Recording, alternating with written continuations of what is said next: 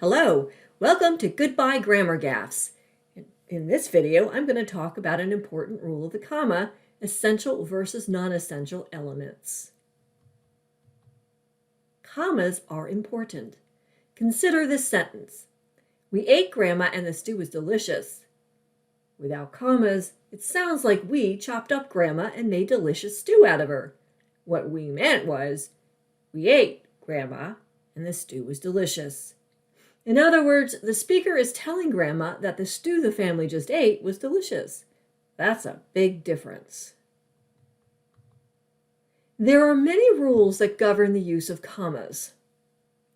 Many people don't know these rules or how to apply them. Students have told me they were taught to use a comma anywhere they think their audience should take a breath or pause. No, that is not a real rule. When we read, we pause slightly and sometimes take a breath at a comma, but that's not the same thing. There are specific rules that govern the use of commas in writing. Everyone should learn them. Misplaced commas can alter the meaning of a sentence, changing how we read something. It's important to use them correctly.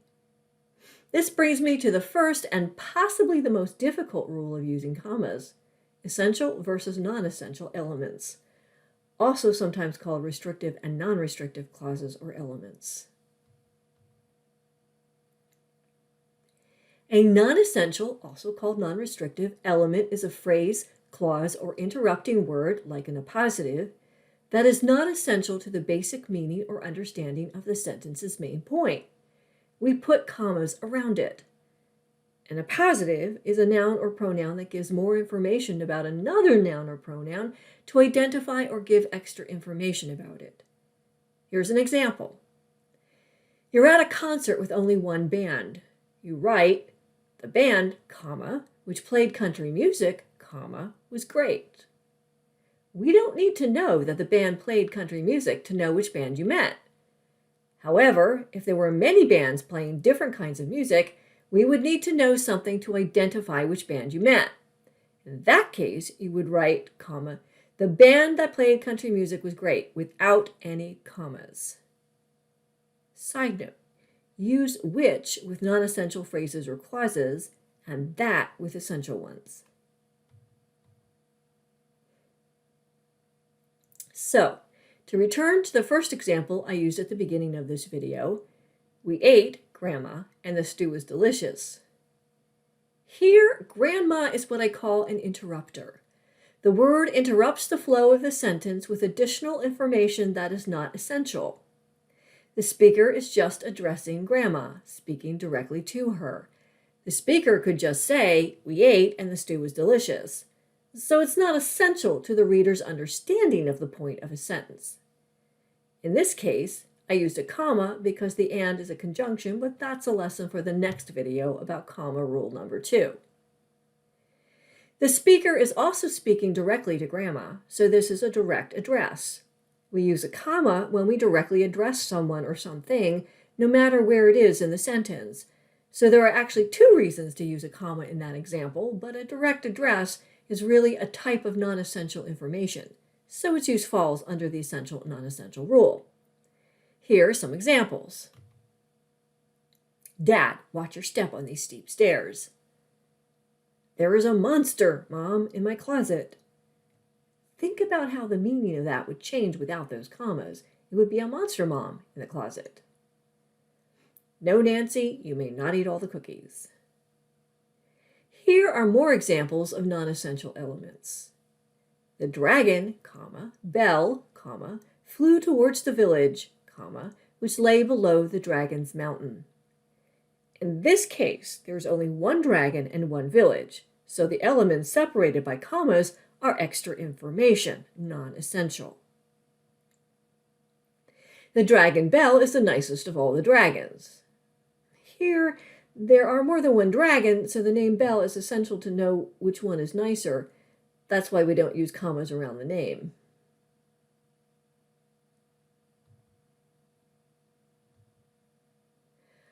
I struggled with my sword, comma, trying to lift it above my head.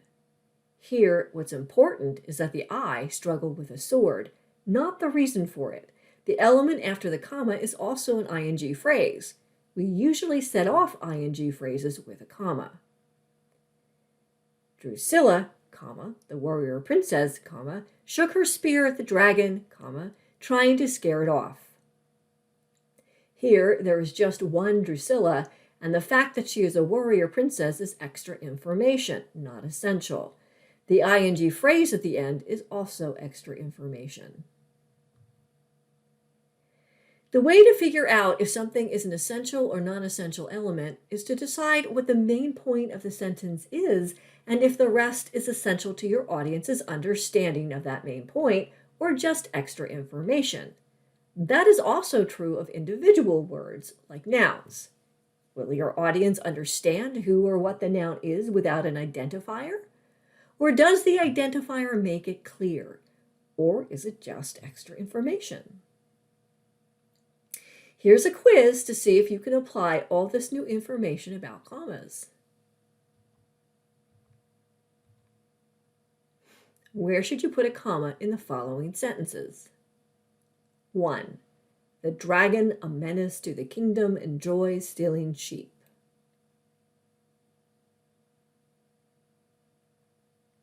2. That dragon, which had black wings, lives alone in a cave.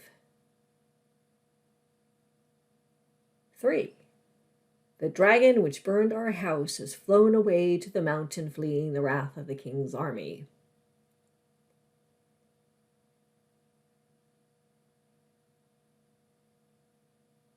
4.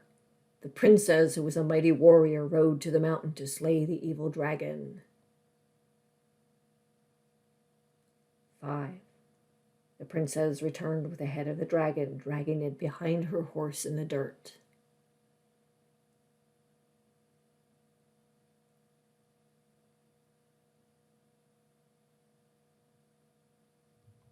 'Here are the answers.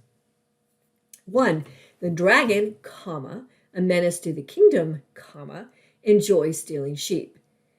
Here, a menace to the kingdom is an interrupter and also extra information. 2. That dragon, which had black wings, lives alone in a cave. Here, which had black wings, is extra information. There is only one dragon living alone in a cave, and so the color of its wings is non-essential to understanding which dragon the speaker is talking about. 3. The dragon, which burned our house, has flown away to the mountain, fleeing the wrath of the king's army. Here again, there is only one dragon, so the fact that it burned the house is extra information. We don't need it to know which dragon is being discussed. It's a non-essential element. There's also an ing phrase at the end, which is also extra information. 4. The princess, who was a mighty warrior, rode to the mountain to slay the evil dragon. Here, there's only one princess, so the fact that she's also a mighty warrior is extra information. The clause is a non-essential element. 5. The princess returned with the head of the dragon, dragging it behind her horse in the dirt. Here is another ing phrase giving extra information. Here are some more examples. The mighty warrior, queen bee, wants to wage a war against the dragons. The queen's name is extra information here. It's just modifying the subject, the warrior. This type of non-essential element is called an appositive. That's why it gets commas around it. King Fly, a diplomat, wants to force the dragons into a truce, which no one thinks is realistic. Here, the subject is King Fly, and the modifier, a diplomat, is the appositive and non-essential element. The clause at the end is extra information tacked on there, so which no one thinks is realistic is non-essential and gets commas. Princess Dove, also a great warrior and diplomat, wants to make the dragons allies in case of war against a neighboring kingdom in the future, which she is sure will happen soon. The phrase, also a great warrior and diplomat, is an appositive and non-essential, so it gets commas. The clause at the end of the sentence is also non-essential just extra information and gets commas. Here's one more example. Eventually, comma, the dragons killed everyone in the kingdom and burned everything because together they are more powerful than even the strongest warriors, comma, which the villagers expected, comma, which is why the villagers all ran away to a neighboring kingdom, comma, far from the dragons.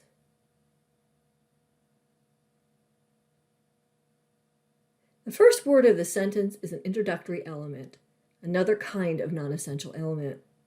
It acts as a transition as well as extra information. Introductory elements, words or phrases that go before a subject in a sentence, usually get a comma after them.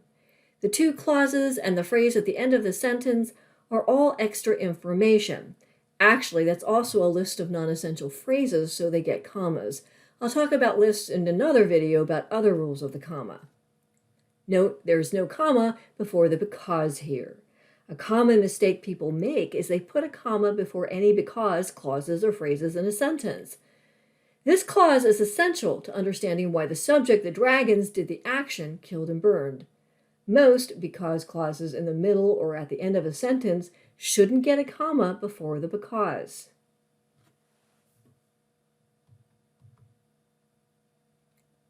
So here are the important things you will hopefully remember from this video. Use commas to set off non-essential elements in a sentence. These are phrases, clauses, and even just one word that give extra information in a sentence. This could be a word, phrase, or clause introducing something before the subject of the sentence. It could be an interrupter, a word, phrase, or clause that interrupts the flow of the sentence just to give extra information. Or it could be a phrase or clause in the middle or end of the sentence that is there only to give extra information. These all usually act as a modifier of some kind. If the word, phrase, or clause is necessary to understanding the main independent clause of the sentence, the main idea, it is essential and does not get commas around it.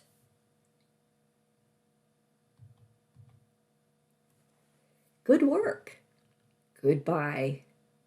If you like this lesson, please hit like in YouTube and subscribe to get updates. Thanks.